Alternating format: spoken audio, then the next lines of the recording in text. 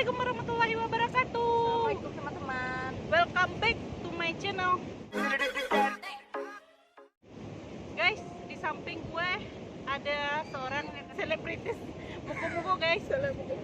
Seleb muko-muko.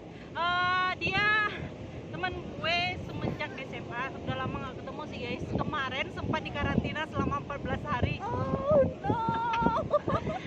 Dia dinyatakan positif COVID. Dia kan seorang perawat di rumah sakit. Rumah sakit RSUD Muko. Oh, RSUD Muko.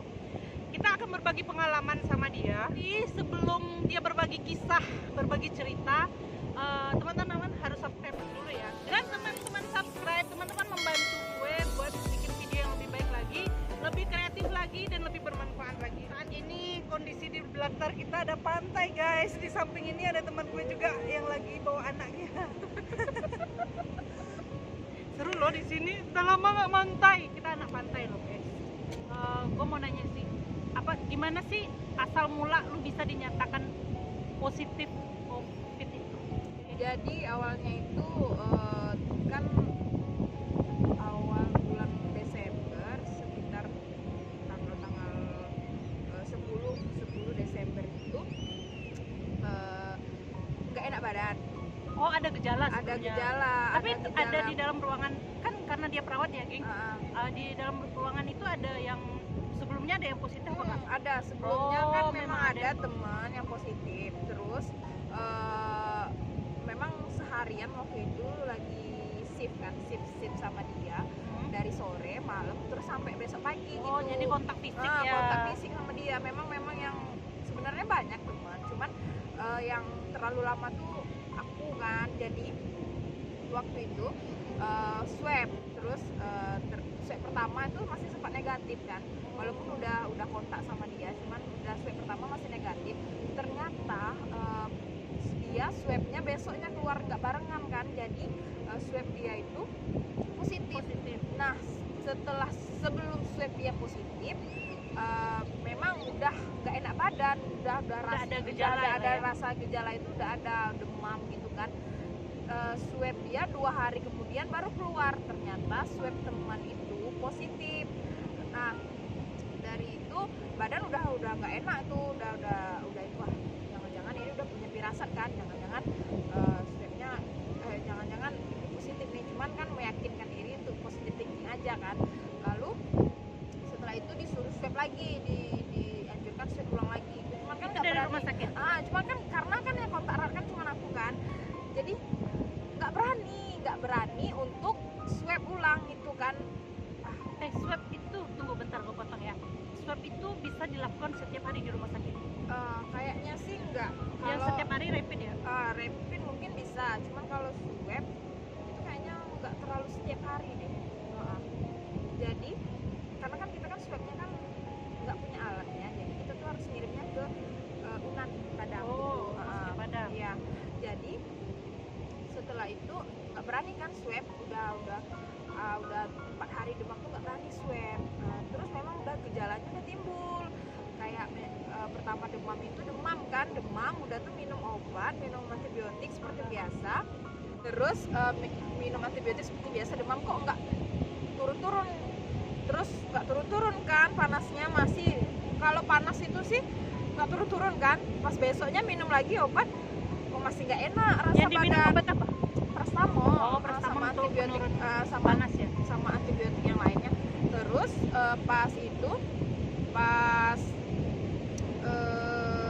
hari berikutnya kok makin nggak enak ini badan, cuman demamnya udah hilang, tapi badan itu rasanya itu kayak meriang gitu, setiap hari itu meriang aja terus, nggak enak.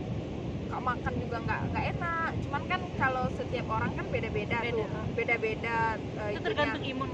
Beda-beda itunya kan. Kalau aku sih penciuman nggak hilang, terus rasa untuk makan itu masih ada, cuma memang kalau orang demam kan memang pahit gitu kan. Jadi waktu itu udah kan, kok masih juga nggak enak badan, setiap hari sendi-sendi itu sakit semuanya. Itu berapa sama 14 hari? enggak, belum. Sebelum dinyatakan positif. Sebelum dinyatakan positif itu udah ada gejalanya, sedih-sedih, sakit semua badan tuh, rasanya sakit remuk gitu kan. Terus hari keempat atau hari kelima gitu dada tuh udah mulai rasanya sesak gitu, udah kayak sesak gitu kan, cuman nggak terlalu parah.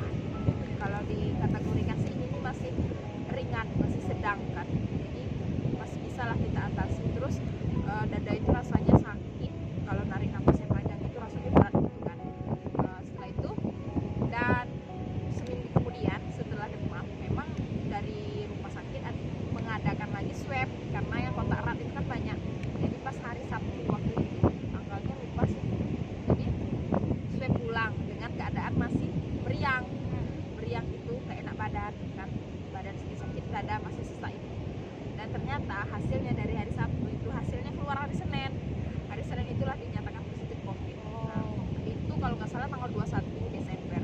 Jadi kalau di jarak antara demam itu mulai udah seminggu udah lewat, masa itunya udah lewat. Terus udah dinyatakan positif hari Senin itu tanggal 21, mulailah karantina, isolasi mandiri di rumah. Itu kenapa nggak dibawa? Enggak, karena kan gejalanya kan masih ringan. Jadi karena masih bisa diatasi sendiri lah ya. Lagian kan juga nggak sesak, cuma dada aja. Kalau seandainya kan yang dikategorikan berat itu yang kayak gimana? Ya kalau dikategorikan yang berat itu sesaknya berat, sesak parah. Terus oksigen yang ada dalam tubuh kita ini di bawah 95%. Kalau di atas 95% itu masih dalam keadaan normal lah di atas. Jadi kan setelah dinyatakan positif, keluarga gimana? Di swab juga? Kalau seharusnya sih di swab, cuman waktu itu orang tua nggak di swab karena kan kita nggak semua juga, sama suami di swab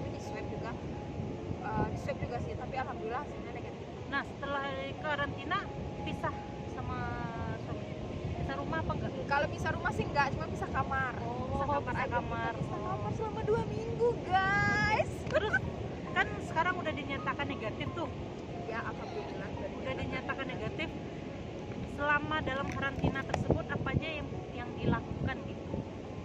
Yang dilakukan sih kalau minum obat apa? selama karantina apa aja lah yang kalau vitamin kali ya, biar berbagi kepada yang lain. Ini aja ada yang positif dan mungkin sampai saat ini belum sembuh, belum dinyatakan negatif gitu. Belum dinyatakan negatif, masih positif.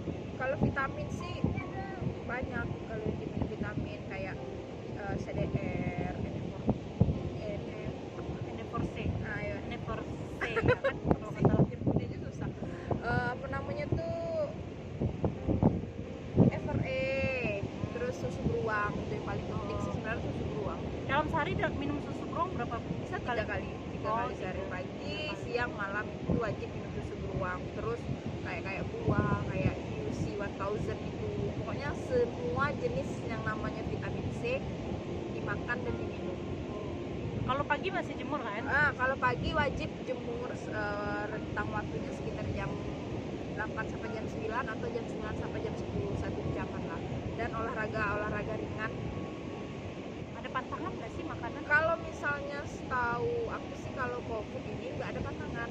Pokoknya semuanya harus makan. Terus yang paling penting kita harus positive thinking. Ya. Karena kan untuk pikiran yang kalau kita kuat ya udah akhirnya jadi, kuat gitu ya. Kita tuh nggak boleh stres dalam menghadapi COVID, nggak boleh stres. Cuma yang namanya kita udah itu pribadi aku aja ya. Cuman kalau misalnya yang namanya kita udah positif, dinyatakan positif, yang paling kena itu mental kita kena. Karena ini kalau dibilang sih penyakit, ini kalau orang ketemu, orang lihat, orang males kayak gitu. Kayaknya kayak takut orang lu seru-seru jauh-jauh COVID nih, gitu kan. Jadi orang itu berpikir kita tuh menakutkan. Itu tuh menurut aku itu merupakan ujian mental. Psikis yang kena bisa. Disitulah kadang tuh merasa yang sedih, terus merasa yang kenapa sih harus aku